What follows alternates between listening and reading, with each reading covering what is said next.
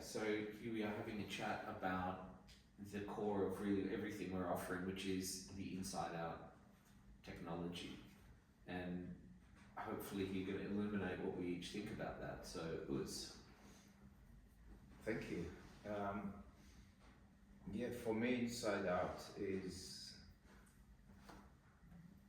firstly the inside. So that for me means being present with what's happening with me,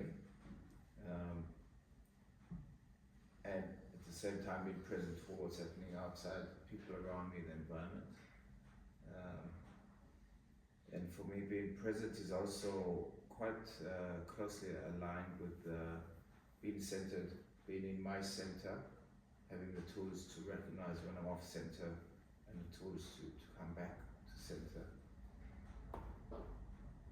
Because when I'm not there, I'm not able to then be there for anyone else apart from myself, or maybe, or not at least in a holistic way. And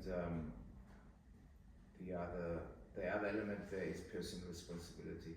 So recognizing what's mine, what's yours, but also the ability to impact change on the outside world within, and supporting others in my environment, in my team, or my client, whatever it is, to do the same in their lives. So it's not just some trick that I have and they don't, it's teaching that and sharing that responsibility with others.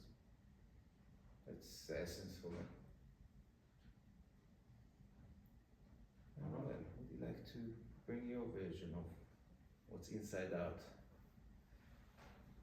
So when we were talking a little bit about inside out and what that brings up for us, where I went with it was, not thinking about inside out as two separate domains, of there's a perception sometimes of them being separate, but really it's the movement and the perception of a boundary between inside out, which I got interested in. So it's understanding self and selfhood. And for me, thinking about myself not as something that's separated from my environment or separated from you, but rather as a phenomenon that's revealing itself, where who I am and what I am reveals itself in relationship and in experience of relationship, as opposed to being something that's generated biologically within me and occurs in isolation. If that's a layer of, if that's what's occurring when I perceive myself as a thing, then inside out is how I move with a perception of separateness to actually understand how I co-create my reality externally and how I'm impacted by what's going on outside of me. And it's sort of following this process of understanding myself through the dynamic of relationship and the dynamic of co-creation and interaction.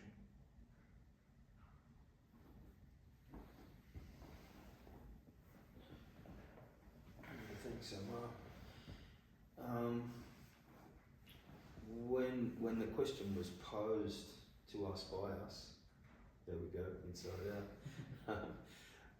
I went to that place of personal application first, and there's a couple of things that I speak about often that I attempt to guide my life with, and one of those is the ability to be in relationship and with what's happening now, like what Manny spoke about before, in the external or in my internal experience of the external. And the other place that I talk to is being in integrity with my inner voice, which for me is the place of knowing. Now, to be able to find that place of knowing inside myself, I first must become still. And the pathway for me to become still is via listening. So I'm listening at a depth that allows stillness and inspires knowing. So when my being is aligned from that place, then my doing is for the good of humanity. And the beauty of that is I begin, as I listen to myself and hear myself deeply, I begin to have capacity, almost an infinite capacity to be with you and to listen. So for me, that's where that place of oneness starts to appear. Well, it's always there, right? But it's when I become, when it appears to me, when I become cognizant of, hang on a minute, I am as you are, as we are together. So it's that picking up what's going externally as kind of fertilizer to decompose what's going on internally, to allow something to sprout in me that comes from that place of knowing that I can't really describe with words, but it's an essence or a feeling that lives in my being. And then as I decompose and grow something else, or remember actually something else deep within me, and then I go out with that again. And of course that's the ancient part of what we talk about here, and the technology part, the modern part, is around the application of that knowing in my doing in the world and how that manifests. For example, in coaching or therapy, as a coach or a therapist. So that's where I went with it. And now I'm looking forward to hear from the good doctor here, Amadal. Thank you, Professor Phil. These were thoughts that I jotted down when thinking about it all. So the first thing that came up for me was the image, the GIF that we used the first time around, in our earlier version of branding with the Taurus that was flowing, and it picks up on what's been spoken, that there's this a really concrete sense of self, and then it's obliterated and remade, being formed and broken apart. So that Taurus moving from outside to in, inside out being an orientation to life. And as Manny was saying, it appears dualistic because there's this separation. I'm talking about I like I exist, but then when you talked about the kind of compost, the breaking apart of it, so it isn't. But it's a process. And that picks up on all of us process work and the post-Jungian kind of influence that we've all had. It's built on the premise that my relationship with myself precedes my relationship with others. And that relationship with self is built on coherence. So coherence of thoughts, emotions, instinct, integrating the body as well, which I have, which what came to me was the way I breathe, the way I hold and discharge tension, the strength of my body, the flexibility of my body, the fitness of my body, the diet of my body, with food and ideas and relationships. It's seeing sensations and impulses as guides. It's the notion that I find clarity when I create space, and space is created by physical, emotional, and energetic hygiene.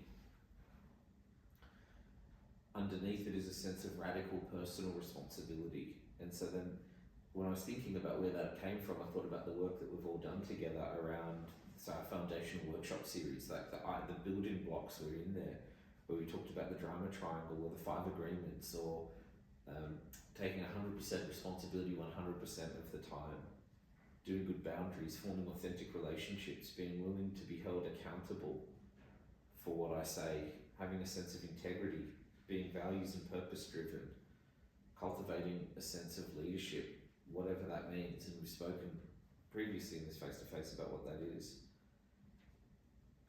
There's a belief that life is best lived when I meet it on its terms, but with a coherent sense of self. So for me, there's this sense of, and it's picking up on what was spoken about, that there's this sense of self that's constantly being let go of, and in that sense it's really quite, it's analogous to the way Jung described the souls, which is islands in an archipelago, where the kind of the ocean there is almost unconscious or nothing and everything. So I think from that, for me, that's beginning to help clarify what inside out is, even though it's inside out and outside in and inside out and around, yeah. want the talking stick? Thank you. Yeah, that was a really rich discussion. Hope you enjoyed it.